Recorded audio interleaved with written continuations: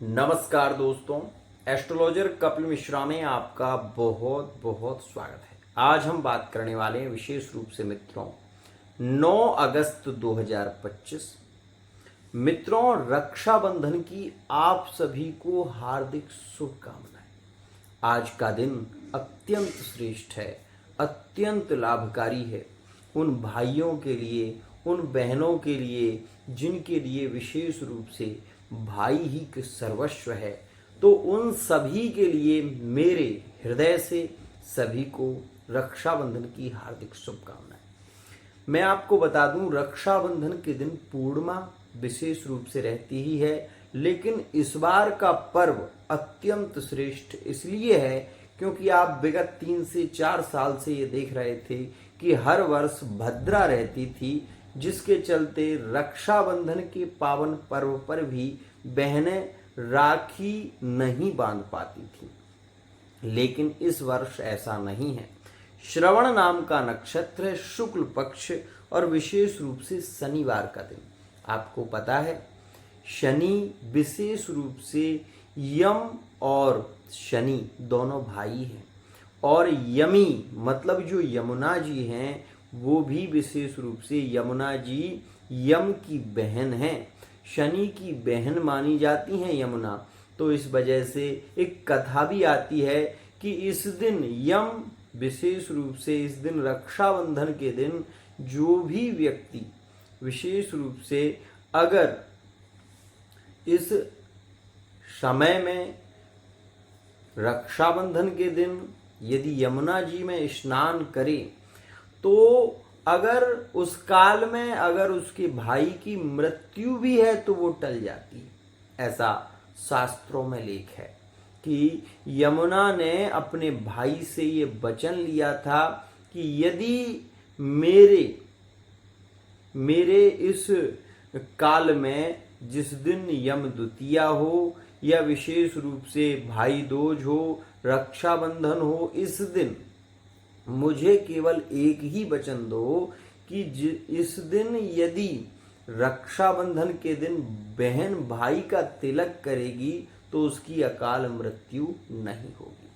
तो मैं आप सभी को केवल इतना कहना चाहता हूं कि आप यमुना भले ही नहीं जा सकते, लेकिन हमारे शास्त्रों की सुंदरता है कि यदि यमुना जी का नाम लेकर बहनें अपने भाई को सबसे पहले जल छिड़कें और उसके बाद उनका तिलक करें, उनको राखी बांधें, तो ये बिल्कुल मान लीजिए आप मंत्र है। विशेष रूप से अपवित्रा पवित्रो वा सर्वावस्थां गतोपि वा यह स्मृत पुंडरीकाक्षं सावह्यभ्यंतर शुचि। बाह्य शुद्धि और अंतर शुद्धि के लिए ये मंत्र है, और यमुना जी के नाम से जल छोड़ने मात्र से आप ये देखेंगे कि बहनों को और भाइयों को विशेष रूप से मैं ये कहना चाहता हूं कि आप कुछ करें अथवा ना करें, आप बहन के हाथ से जब भी राखी बंधवाएं तो उस दिन विशेष रूप से अपनी बहन को दक्षिणा स्वरूप में एक वचन दें। चलिए अब हम बात करते हैं राशि फल की ओर, लेकिन राशि फल का वीडियो मैं आपको अलग दूंगा। आज मैं जो कहना चाहता हूं उसे सुनिए। आज के समय में क्या हो रहा है, विशेष रूप से एक संतान हो गई, एक पुत्र हो गया तो फिर पुत्री की आवश्यकता नहीं रहती। ऐसा मैं ये कहूँगा नहीं करना चाहिए। आप एक पुत्र है तो एक पुत्री जरूर होनी चाहिए, एक बहन है तो एक भाई जरूर होना चाहिए, और एक भाई है तो एक बहन जरूर होनी चाहिए।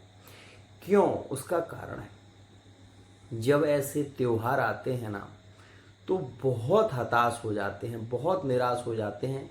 ये बिल्कुल सच है कि मन इतना दुखी हो जाता है कि आंखों से कभी कभी आंसू उज्ज्वल होने लगते हैं, क्योंकि भाई बहन का वो प्रेम जिसको नहीं मिला वो व्यक्ति उस प्रेम के लिए वस्तुतः तरसता है। तो ये सभी से मैं कहना चाहूँगा, जो भी मेरे इस चैनल को देख रहे हैं, मेरा विशेष अनुरोध है कि अगर आपके यहाँ पर एक कन्या है एक पुत्र है तो बहुत अच्छा है। यदि आपके यहाँ विशेष रूप से पुत्र नहीं है तो पुत्र के लिए आप मंत्र विशेष रूप से है, शास्त्र में गोपाल सहस्त्र नाम के पाठ करने से पुत्र की प्राप्ति होती है, और कात्यायनी के मंत्र के जप से पुत्री की प्राप्ति होती है। अगर एक पुत्र है तो पुत्री को जरूर होना चाहिए, क्योंकि भाई बहन का संगम ही जीवन का सबसे अद्भुत आधार है और ये होना चाहिए। मेरा विशेष अनुरोध है सभी से। अब मैं आपको कहना चाहूँगा कि यह दिन पुण्य काल है। 12:20 से लेकर और 1:24 का समय बहुत अच्छा है। उसके बाद 5 बजे से लेकर और 6:30 बजे तक का समय बहुत अच्छा है। मतलब हम ये कह सकते हैं कि रक्षाबंधन राखी बंधन पर्व है। और एक बात ध्यान रखना, हर बहन अपने भाई के लिए विशेष रूप से यही कामना करती है कि वो जीवन में हमेशा प्रसन्न रहे, और हर भाई बहन के लिए विशेष कामना करता है कि मेरी बहन जहाँ भी जाए वो सुखी रहे, उसके जीवन में कोई विपत्ति ना आए।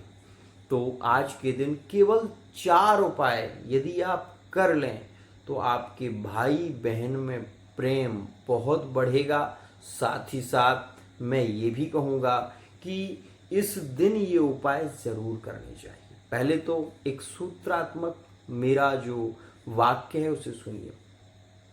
बांधकर हाथ में रेशम की डोर, बांधकर हाथ में रेशम की डोर, खींच रही है बहन अपनी ओर, मांग रही बस यही भिक्षा, जीवन भर मेरी करना भाई तुम रक्षा।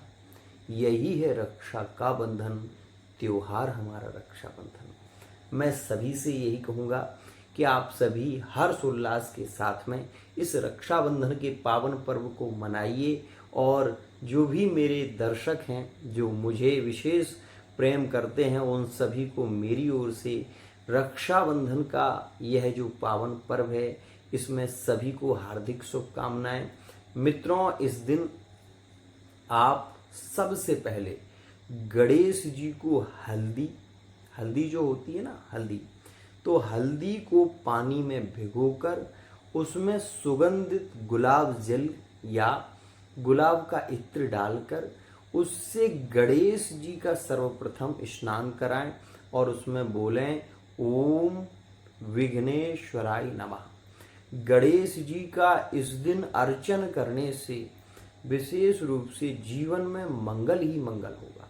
पहली स्थिति, इसको जरूर करें। गणेश पूजन बोलते हैं इसको, और गणेश जी को हल्दी से स्नान कराने से वो बहनें जो अपने भाई के विवाह की कामना करती हैं या फिर वो भाई जो अपनी बहन की विवाह की कामना करते हैं, इस दिन उन्हें गणेश जी को हल्दी से स्नान कराना चाहिए, दूर्वा उन्हें चढ़ाना चाहिए, और साथ ही गणेश पूजन में गंध पुष्प धूप दीपौ नैवेद्यति पंचका, इस दिन मोदक लड्डू का प्रसाद गणेश जी को जरूर लगाएं। ऐसी मनोकामना करें कि गणेश जी आपकी मनोकामना को शीघ्र पूरा करें। तो एक तो सर्वप्रथम ये उपाय। दूसरा, गणेश जी को राखी सर्वप्रथम बांधें। उसके बाद जिन बहनों के भाई नहीं हैं या फिर जिन भाइयों के बहनें नहीं हैं उन सभी को ये कहना चाहूँगा कि आज के दिन 9 अगस्त के दिन विशेष रूप से भगवान श्री कृष्ण को आप राखी बांधें। मैं ये जरूर कहूँगा, भाव अनख आलसहु, नाम जपत मंगल दिस दसहु। जिस प्रकार से भाव से भी व्यक्ति जपता है नाम तो उसका कल्याण होता है, इसी प्रकार से भाव से भगवान श्री कृष्ण को राखी बांधें। उन्हें अपना भाई मानकर चलेंगे तो आपकी हर विपत्ति आसान हो जाएगी, क्योंकि कृष्ण जो हैं वो कर्षयति इति कृष्णा, जो सब कुछ करने वाले हैं। और एक बहुत अच्छी बात बताता हूँ, कृष्ण ग्रहे गृहीतात्मा नवेद जगदीदृशम, कृष्ण वो ग्रह है जिसके ऊपर कोई ग्रह नहीं चलता, चाहे वो शनि हो, चाहे वो राहु हो, उसके आगे सब ग्रह नतमस्तक हैं। वो कृष्ण ग्रह ग्रहीतात्मा नवेद जगदीदृशम, उसको वेदों में भी नियति नियति कहकर पुकारा गया है। दूसरा, ये दूसरा उपाय है। तीसरा, इस दिन आप विशेष रूप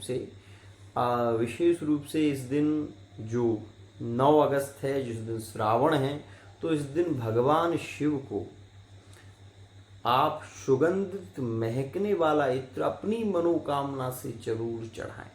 ये उपाय भी करें।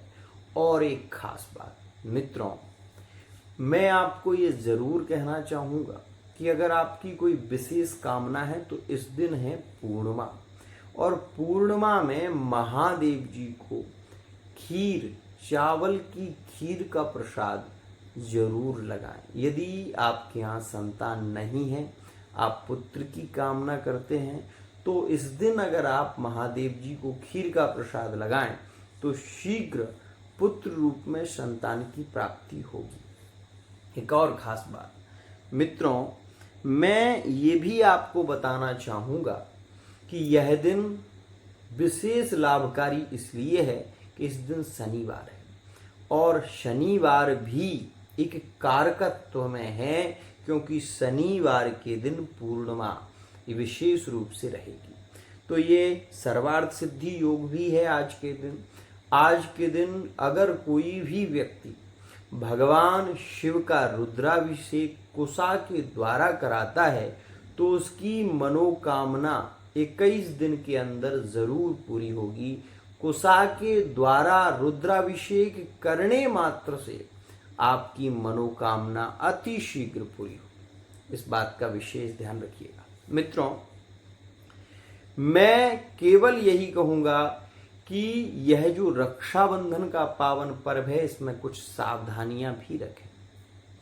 इस दिन घी का दीपक जला के बहनें अपने भाई का टीका करें, और इस दिन खाली हाथ भाई अपनी बहन को न जाने दें, ये भी ध्यान रखें। उनको एक वचन दें कि उनकी रक्षा आप जरूर करेंगे, साथ ही उनके मान सम्मान का ध्यान रखें। उनको जीवन में कई बार ऐसा समय आता है जब बहनें बहुत ज़्यादा हताश हो जाती हैं, निराश हो जाती हैं, जिनकी आंखों में आंसू के सिवा कुछ नहीं होता। उस समय आपकी ज़रूरत होती है उन्हें, और आप अपनी पत्नी के साथ में इतने अंतरंग हो जाते हैं कि अपनी बहन को भूल जाते हैं।